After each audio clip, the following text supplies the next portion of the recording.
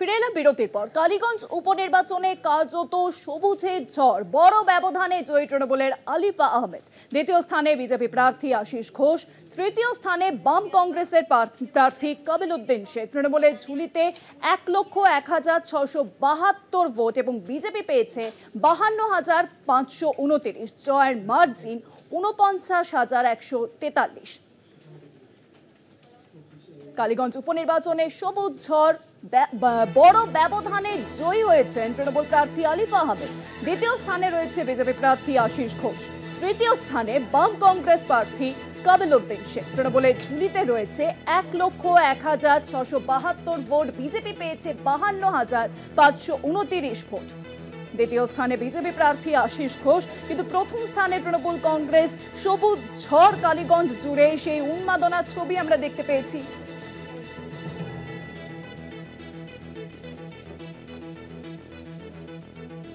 আর বিষয়ে আরো জানাবেন নিউজরুমে এখন সঙ্গে রয়েছেন আমাদের প্রতিনিধি দুর্গাদাস বন্দ্যোপাধ্যায়। দুর্গাদা, আমরা দেখলাম যে কালীগঞ্জ জুড়ে কার্যত সবুজ ঝড়, সেখানে জয়ী হয়েছেন তৃণমূল প্রার্থী আলিফা আহমেদ। কত ব্যবধানে জয় পেলেন তিনি?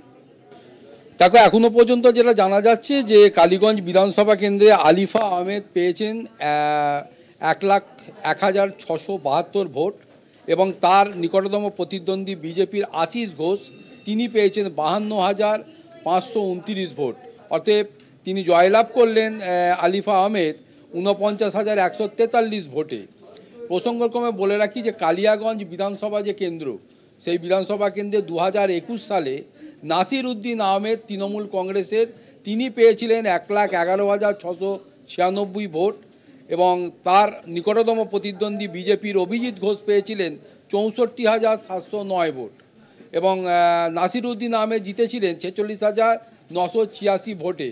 অতএব 2025-এ যদি তার নিরিখ দেখা যায় যে কত পার্সেন্টেজ বাড়লো, কত পার্সেন্টেজ কমলো, তাতে দেখা যাচ্ছে যে মোট বৈধ ভোট 1,85,365, টিএমসি পেয়েছে 1,01,672। অতএব টিএমসির ভোট প্রাপ্তির সংখ্যা 55%। বিজেপি 52,529 ভোট পেয়েছে, যেটা 28% তারা পেতে সক্ষম হয়েছে এবং ইন্ডিয়ান ন্যাশনাল কংগ্রেস অর্থাৎ কংগ্রেস এবং বামপন্থীদের যে জোট, তারা পেয়েছে এই জায়গাটায় 28,262, 15% তারা এখানে মার্জিন পেতে সক্ষম হয়েছে। ফলে সব মিলিয়ে দেখা যাচ্ছে যে তৃণমূল কংগ্রেস তাদের নিজেদের ভোট ব্যাংক অক্ষত রাখতে পারলেও বিজেপি তাদের বিগত দিনের যে ভোট পার্সেন্টেজ থেকে তারা অনেকটাই কম পেয়েছে এবং তারা 28%-এ নেমে এসছে। অন্যদিকে কিছুটা হলেও দেখা যাচ্ছে আশার আলো জেগে উঠেছে, সেটা ইন্ডিয়ান ন্যাশনাল কংগ্রেস এবং বামপন্থীদের জোট, তারা 15%-এ এগিয়ে এসছে। অভিজ্ঞ মহল এবং রাজনৈতিক মহল মনে করছে যে ভোট রামের ভোট বামে গিয়েছিল বা বামের ভোট রামে গিয়েছিল, এইরকম একটা পারমুনেশন কম্বিনেশন যেখানে হচ্ছিল, সেই জায়গায় দাঁড়িয়ে কিন্তু এই কালীগঞ্জ বিধানসভার উপনির্বাচন দেখিয়ে দিল যে বিজেপির যে এই পোলারাইজড অর্থাৎ হিন্দুর ভাই হিন্দুত্ববাদকে সামনে রেখে লড়াইয়ে নামা এবং হিন্দুদের ভোট এবং মুসলিম ভোটকে পোলারাইজড করে সেই ফ্লুকে জয়ের দিকে চলে যাওয়া, সেটা কিন্তু হয়নি। তার কারণ হচ্ছে, এটা আগেও আমরা বারবার বলেছি, এখনও যেটা রাজনৈতিক মহল মনে করে যে পশ্চিমবঙ্গের যে ক্যারেক্টার, রাজনৈতিক যে সমীকরণ এবং মানুষের যে মানসিকতা, তার কোনোটাই এই ধরনের এই হিন্দুত্ববাদকে সামনে এনে বামের ভোট রামের ভোট বাম করে এইভাবে করা যাবে না।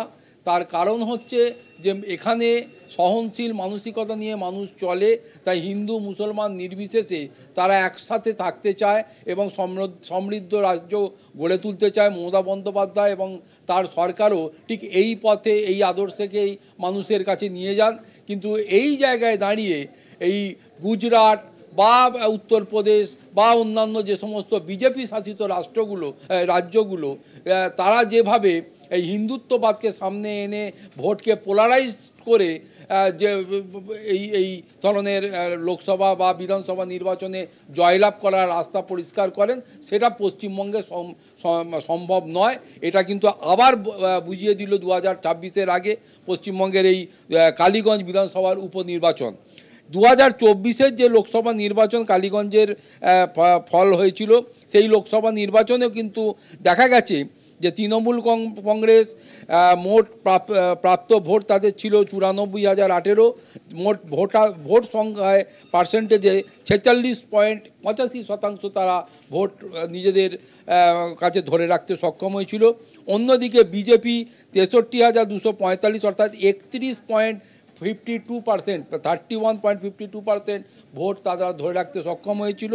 বাম কংগ্রেস জোট 36,698 প্রাপ্ত ভোট পাওয়ার ফলে 18.29 বা 18.29% ভোট তারা নিজেদের ধরে রাখতে সক্ষম হয়েছিল। ফলে একটা বিষয় খুব পরিষ্কার হয়ে গেছে যে বিজেপি যেভাবে তারা মনে করছিল যে কালীগঞ্জ হয়তো তাদের কাছে ফ্লুকে বেরিয়ে আসতে পারে এবং সেইভাবে ভোট পোলারাইজ করে পুরোপুরিভাবে হিন্দু ভোট মুসলিম ভোটের এগেনস্টে গিয়ে তারা সুইপ করে বেরিয়ে যেতে পারে, সেটাই কিন্তু তারা ব্যর্থ হয়েছে। অন্যদিকে এটা দেখা গেছে যে একটা সময় বামের ভোট যেভাবে রামে চলে গেছিল, তার কিছুটা অংশ হলেও যেন মনে হচ্ছে ফেরার একটা ট্রেন্ড লক্ষ্য করা গেছে। ফলে সব মিলিয়ে কিন্তু কালীগঞ্জের ভোট 2026-এর আবার সেই তৃণমূল কংগ্রেসের দিকেই বার্তা দিচ্ছে বলে মনে করছে রাজনৈতিক মহল। অনেক ধন্যবাদ দুর্গাদা। নিউজরুমের সঙ্গে ছিলেন আমাদের প্রতিনিধি দুর্গাদাস বন্দ্যোপাধ্যায়। অর্থাৎ এই যে কয়েক বছর ধরে যে নির্বাচনের ফলাফল, সেই ফলাফলের আপনাদেরকে বিস্তারিত তথ্য সামনে তুলে ধরলাম। আমরা দেখলাম যে কালীগঞ্জ উপনির্বাচনের যে ফলাফল এবং উপনির্বাচনের ফলাফলে কার্যত আমরা দেখলাম যে জয়ী হয়েছে তৃণমূল এবং সবুজ ঝড়ে ঢেকে গিয়েছে কালীগঞ্জ। অর্থাৎ 2026 সালের বিধানসভা নির্বাচনের আগে এই উপনির্বাচন কিন্তু কড়া জবাব সকল দলের জন্য। আর এই বিষয়ে আরও জানাবেন, এখন সঙ্গে রয়েছে নিউজরুমে আমাদের বিশেষ প্রতিনিধি অঞ্জন রায়। অঞ্জন দা, দেখো, প্রথমেই বলি যে 26-এর বিধানসভা নির্বাচনের আগে বিজেপির কেন্দ্রীয় নেতৃত্ব হঠাৎ করে চলতি কয়েক মাস আগে একটা স্লোগান ঠিক করে দেন, হিন্দু হিন্দু ভাই ভাই। তুমি জানো যে ফেব্রুয়ারি মাসে হঠাৎ করেই সংঘ প্রধান প্রায় কলকাতায় এবং বর্ধমান মিলিয়ে প্রায় 10 দিন ছিলেন এবং আরএসএসের কার্যত বসে যাওয়া অংশ এবং আরএসএসের যে সমস্ত সংগঠন, সেই সংগঠনগুলোকে চাঙা করতে 26-এর নির্বাচনে নামার জন্য তিনি কার্যত একটা নির্দেশ দিয়ে যান। তারপর থেকেই দেখা যায় যে হিন্দু ভোটের দিকে বিজেপির লক্ষ্য।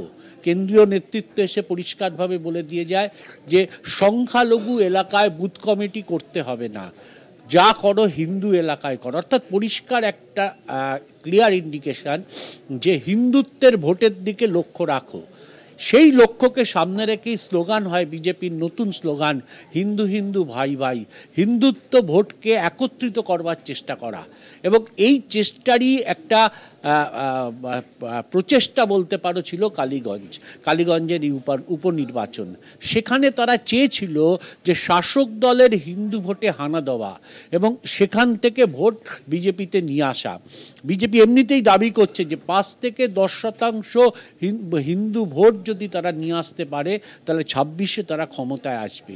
সেই লক্ষ্য নিয়েই তারা কিন্তু প্রচারটা করেছিল, হিন্দু হিন্দু ভাই ভাই, এবং হিন্দুত্ব ভোটে তারা শাসক দলের কে ঘা দেওয়ার চেষ্টা করেছিল। কার্যত সেটা যে ব্যর্থ হয়েছে সেটা কালীগঞ্জের এই নির্বাচনের ফলাফল পরিষ্কার করে দিচ্ছে। দ্বিতীয় যে দিকটা বিজেপির সবচেয়ে বড় প্রাধান্য পেয়েছে যে গোষ্ঠীদ্বন্দ্ব। বিজেপি এত গোষ্ঠীতে বিভক্ত, বহুভাবে কেন্দ্রীয় নেতৃত্ব এই গোষ্ঠীকে এক করতে গিয়ে কার্যত ব্যর্থ হয়েছে। এবারও তাই দেখা যাচ্ছে এবং শুভেন্দুর লোকরা মনে করছে যে তারাই বিজেপিকে 26-এ ক্ষমতায় নিয়ে আসবে। সেটা যে বাস্তবে সম্ভব নয় সেটা কিন্তু আবার নতুন করে প্রমাণ হচ্ছে কালীগঞ্জের ভোটের উপনির্বাচন। একত্রিত হয়ে নামবার চেষ্টা করলেও যে অংশের ভোটাররা বা বিজেপি কর্মীরা, বিজেপি সংগঠকরা বসে গেছিল, তার প্রভাব পড়েছে এই নির্বাচনে। ফলে ব্যাপক পরিমাণে ভোট লুজ করেছে বিজেপি। উপনির্বাচনে যে গেন করবে ভেবেছিল বিজেপি, 26-এ সেই গেনটা ধরে তারা এগিয়ে যাবে ভেবেছিল, কার্যত ব্যর্থ হয়েছে তারা, এবং এর ফল কিন্তু সুদূর প্রসারিত।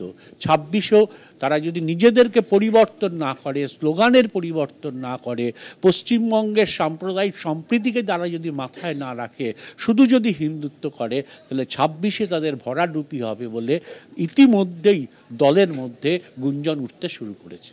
অনেক ধন্যবাদ অঞ্জন দা। নিউজরুমের সঙ্গে ছিলেন আমাদের বিশেষ প্রতিনিধি অঞ্জন রায়। অর্থাৎ আমরা দেখেছিলাম যে কালীগঞ্জ উপনির্বাচনে কার্যত বিজেপি কোমর বেঁধে নেমেছিল এই উপনির্বাচন জেতার জন্য, স্লোগানও তুলেছিল।